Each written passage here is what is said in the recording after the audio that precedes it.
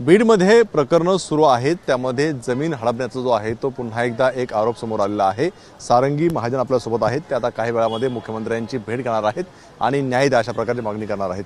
तुम्ही मुख्यमंत्र्यांना भेटणार आहेत, काय नेमका विषय आहे, किती वाजता भेटणार आहेत?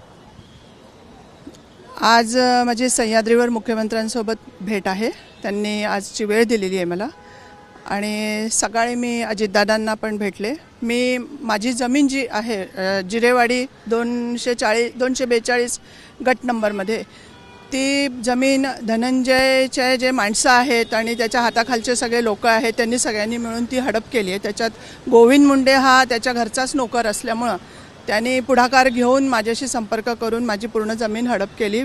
प्रॉपर आम्हाला धाक दाखवून रजिस्ट्री लावून घेतली आणि आम्हाला जोपर्यंत आम्ही रजिस्ट्री लावून व्यवस्थित येत नाही तोपर्यंत त्यांनी आम्हाला सोडलं नाही। ब्लँक पेपरवर 100 रुपयाच्या बॉन्डवर पण सह्या करून घेतल्या, त्याशिवाय परळी सोडू देणार नाही असा त्यांनी धाक दाखवला आम्हाला। म्हणून आम्ही विचार केला की हे सगळं एवढं काय त्या जमिनीमध्ये आहे की त्यांनी आमची पण घेतली। आम्ही 10 वर्ष 16 वर्ष, आज 10च्या वर म्हणजे प्रवीणला जाऊनसुद्धा 14 वर्ष झाले। ह्यांच्या मागे एकदाही मी आलेले नाही की ह्यांच्याकडे कुठले कामं घेऊन गेलेली नाही। ह्यांचं सत्ताकारण, राजकारण, समाजकारण ह्यांना लखलाभ, आम्ही आमच्या ह्यांनी राहत होतो, पण ह्यांना आमच्या नावाची जमीन हडप करण्याचं कारण काय होतं? आणि ह्यामध्ये पंकजाचा सुद्धा हात आहे, धनंजयचा पण हात आहे, दोघांचाही हात आहे। कधी हे सगळं प्रकरण घडलंय? हे झाले माझ्याकडनं 6 जूनला 2022ला रजिस्ट्री लावून घेतली आहे आणि आम्हाला इस्सार पावती नंतर पाठवली। जे ब्लँक पेपरवर आमच्याकडनं सह्या करून घेतल्या त्याच्यानंतर आम्हाला 1 महिन्यानी इस्सार पावती मी मागितली की तुम्ही सही कशावर केली मला दाखवा, मला सांगतच नव्हते ते। मग त्याच्यावर त्यांनी इस्सार पावती पाठवली आणि त्याच्यामध्ये पूर्ण जमिनीचं ट्रान्झॅक्शन आम्ही ऑलरेडी यांच्यासोबत केलेलं आहे असं त्यांनी खोटं लिहिलं आहे त्याच्यामध्ये। आणि हा सगळा फ्रॉड व्यवहार त्यांनी आमच्यासोबत केला आहे। ह्यासाठी मी न्याय मागण्यासाठी दादांकडे गेले होते आज सकाळी, अजितदादांकडे, आणि आता आज साहेबांकडे पण चाललेली आहे, देवेंद्र फडणवीस यांच्याकडे, जे आज गृहमंत्री आहे। 18 ऑक्टोबर 2024ला मी केस टाकलेली आहे कोर्टात, अंबेजोगाई डिस्ट्रिक्ट कोर्टात केस टाकली आहे याच्या, कारण 3 वर्ष ह्याचे निघून जातील। आणि हे सगळं तुम्ही म्हणताय की तुमच्याकडून जमीन लुबाडून घेतली किंवा तुम्हाला हे फ्रॉड केलाय, तुमची कधी धनंजय मुंडे किंवा इतरांशी भेट झाली या संदर्भामध्ये? हो, मला कळलं ना, जसं माझ्यासोबत हे फ्रॉड झालं आणि 3.5 करोडच्या वर असलेली जमीन मला फक्त त्यांनी 21 लाखामध्ये दिली, तर ऑनलाईन ट्रान्झॅक्शन जसं आलं तसं मला माझी जमीन दाखवलीच नाही त्यांनी। मला ती क्युरियोसिटी होती, मी 15 दिवसात जेव्हा बघून आली तोपर्यंत त्यांनी तिथला 2-3 दिवसात त्याचा 7-12 पूर्ण बदलून टाकला होता, जो की नियमाप्रमाणे 15 दिवसानंतर बदलतो, तर तो बदलून टाकला होता। आणि आमच्याऐवजी दुसरे नावं पण चढवले होते, ज्यांना जमीन विकली ते लोक पण मला माहिती नव्हते। आणि ह्या सगळ्या प्रकरणामध्ये मी केस पण टाकलेली आहे। नेमकी ही जमीन कोणाच्या नावावरती केली त्यांनी? ही जमीन आहे गोविंद माधव मुंडे, पल्लवी गीते आणि दशरथ चाटे, ह्या तिघांनाही मी ओळखत नाही। पल्लवी गीते ही त्या नोकराची सून आहे, त्या गोविंद बालाजी मुंडेच्या। कोणाकडे नोकर आहे ते धनंजय मुंडेच्या घरचा नोकर आहे, पहिल्यापासून पंडित अण्णांची सेवा करायचा। नंतर कालांतराने त्याच्या बायकोला नगरसेवकाचं पद दिलं होतं त्यांनी, आणि नगरसेवकाच्या भरोशावर त्यांनी 4 गाड्या, 1 बंगला, फार्म हाऊस, स्टोन क्रशरचा बिझनेस प्लस शेती, एवढं काही त्यांनी माया जमा करून ठेवली आहे। हे सगळं बघून मी सुद्धा अवाक झाले की आमच्यासारख्या लोकांकडे पण इतकं नाही आहे जेवढं या नोकराकडे आहे, पण तो माझा लुकआउट नव्हता।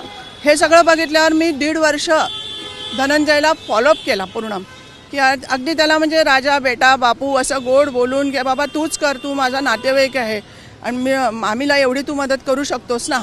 आणि तोपर्यंत मला माहिती नव्हतं की एक्झॅक्ट ह्यांचं काय, यांनी हा मध्ये आहे का नाही।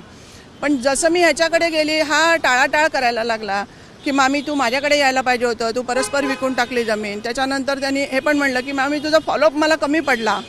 हे बघितल्यावर मग माझ्या लक्षात आलं की अरे हा मला जास्तच त्रास द्यायला लागला आहे। परळीला गेलं की हा परळीच्या बाहेर निघून जायचा आणि भेटायचा नाही, मग बाई भेटायच्या, म्हणजे त्याची आई भेटायची। हे असेच त्यांनी प्रकरणं 1.5 वर्ष चालू केले। ह्याला मी हॉस्पिटलला भेटायला गेली सुरुवातीला, जेव्हा त्याचा ॲक्सिडेंट झाला होता नानावटीला, त्यावेळेला मी त्याला, नानावटी का ब्रिज कँडीमध्ये होते ना, हां, तर तिथे मी गेले होते आणि तिथे त्याला मी म्हटलं तर तो मला म्हणला मामी तू काही घाबरू नको, मी तुला तुझी जमीन मिळवून देतो, मी परळीचा किंग आहे, परळीत कुठलीही जमीन विकली तर मला कळतं आणि माझ्याशिवाय जमीन कोणाची विकल्या जात नाही. मग मी समजून गेली की अरे ह्याचा थोडा बहुत काहीतरी आहे याच्यात. पण मी थोडी आशा धरली होती की चला आपला नातेवाईक आहे तर हा आपल्याला मदत करेल. पण ह्यानी हा वेळ काढत होता. 3 वर्ष जमिनीचे माझे कसे संपतील, कारण मग मी एलिजिबल राहणार नाही कोर्टात जाण्यासाठी. जसं मला कळायला लागलं की ज्या व्यक्तीने माझी जमीन एका नोकराच्या माध्यमातून लाटली ती त्याच व्यक्तीकडे म्हणजे त्या चोराकडेच मी चालली आहे असं मला झालं. म्हणून मग मी सांगितलं की मला आता कोर्टात केस टाकायची आहे. मी संभाजीनगर हायकोर्टचे वकील घेऊन केस टाकली आहे कोर्टात. आता जे काय आरोप सगळे होत आहेत की ह्या सगळ्या जमिनीमध्ये याच्यामध्ये वाल्मिक कराड यांचा हात सगळ्याच्यात होता, तर तुमच्या याच्यात कशी काय भेट वगैरे झाली किंवा काही तुमचं संबंध आला का? कराडची तर भेट नाही झाली, पण वाल्मिक कराडचा हात असू शकतो. कारण तो वाल्मिक कराडला सांगतो, वाल्मिक कराड ह्या सगळ्या खालच्या लोकांना सांगतो आणि धनंजयचं गोविंद मुंडेचं पण त्याचं घरी येणं जाणं असतं, त्याच्यामुळे असू शकतो, काही सांगता येत नाही. माझी अशी प्रत्यक्ष वाल्मिक कराडची भेट नाही झाली. आणि मला धाक दाखवण्यात आला होता की इथे परळीमध्ये तुम्ही आलात तर वरपर्यंत कळतं पंकजा आणि धनंजयला. आणि जागेविषयी मला असं सांगण्यात आलं होतं की इथे पंकजानी झोपडी बांधली आहे जागेवर, लिटिगेशनची जागा आहे तुमची, झोपडी बांधलेली आहे आणि तिने जोडपं ठेवलं आहे, गाईगुरं चरतात आहे, तर तुम्ही तिथे जमीन बघायला गेलात ती तुम्हाला मिळू देणार नाही. कोण तुम्हाला म्हणा? गोविंद बालाजी मुंडे, ज्याला मध्यस्थी यांनी ठेवलं होतं, धनंजय मुंडेंनी, त्यांनी मला असं सांगितलं. मग मी एवढं सांगितल्यानंतर मग मी जरा शांत नाही बसले. मग पंकजा मुंडेंना भेटला कधी परत? मी भेटले नाही तिला, पंकजा मुंडेला नाही भेटली, कारण हा सत्तेत आहे, हा कृषी मंत्री होता, पालकमंत्री होता, ह्याच्याकडे गेले. तिला भेटून काही फायदा नव्हता, पण मी तरी विचार केला होता भेटावं म्हणून, पण मी फारसं तिच्यामध्ये भेटण्यात इंटरेस्ट नाही दाखवला. अजित पवार सकाळी तुम्हाला काय आश्वासन दिले सकाळी भेटल्यानंतर? अजित पवारांनी मला खात्री दिली आहे की मी तुमचं हे प्रकरण मार्गी लावून देतो, खात्री दिली आहे त्यांनी. सीएम कडे काय मागणी करता तुम्ही? सीएमकडे पण सांगणार आहे, कारण ह्याचे कारनामे कळायला पाहिजे ना. यांनी परळीचा बिहारपेक्षा वर्स्ट परिस्थिती करून ठेवलेली आहे. इतक्या जमिनी यांनी लुटल्या आहे, अर्ध्याच्या वर परळी ह्याच्यात असतं आणि हा दुसऱ्यांच्या नावाने जमीन घेतो, 3 वर्ष वाट पाहतो, 3 वर्षांनी हा आपल्या ह्याच्यात कब्जात घेतो जमिनी. असं ह्याचे प्रकरणं चालू आहे. त्याच्यामुळे मला खरं तर वाईट वाटतं त्याला असं बोलण्याविषयी, पण तो वागतोच तसा आहे. आणि त्यांनी नातेवाईकांना नाही सोडलं तर सामान्य जनतेला तो किती लुटत असेल याचा तुम्ही विचार करा आधी. इतके लोक त्रासलेले आहेत इथे. मी जेव्हा 2दा कोर्टाच्या माध्यमातून तिकडे गेले होते ना, तर बसमध्ये मी सर्वे केला. माझी सवय आहे, मी सामाजिक कार्य करते, 11 वर्ष झाले, सगळ्यांशी बोलका स्वभावाने बोलत असते. तर मी त्यांना विचारपूस केली, त्यावेळेला मला कळलं की तिथले लोक त्रासले आहेत ह्याला. ते म्हणले आम्ही ह्याला मत नाही दिलं तर मग हा आमची जमीन लाटतो आणि आम्ही अंगठेवाले असले, काही लोक अडाणी लोक आहेत तिथे, तर आमचे अंगठे लावून घेतो ना आम्हालाच तिथे जमीन कसायला ठेवतो ना आम्हाला पैसे देतो, असंही ते म्हणले. म्हणजे हे लोकांच्या प्रतिक्रिया आहे, माझं काही म्हणणं नाही आहे. मी काही परस्पर कोणाच्या विषयी बोलणार नाही. तिथे त्या लोकांनी हे पण मला सांगितलं की ह्याचे सगळे जे खालचे लोक आहेत, वाल्मिक कराड आणि त्याच्या सगळे जे त्यांचं टोळ भैरव, ते सगळे आमच्या लेकी सुनांच्या अंगावर हात टाकतात, हे करतात, म्हणजे त्यांची इज्जतीचा प्रॉब्लेम असतो, म्हणून आम्हाला याला मत द्यावंच लागतं. पंकजाला आम्ही जाणून बुजून पाडलं, आम्हाला उसाला भाव मिळाला नाही हेही त्यांनी मला सांगितलं. आम्हाला पंकजाला निवडून द्यायचं नव्हतं हेही सांगितलं.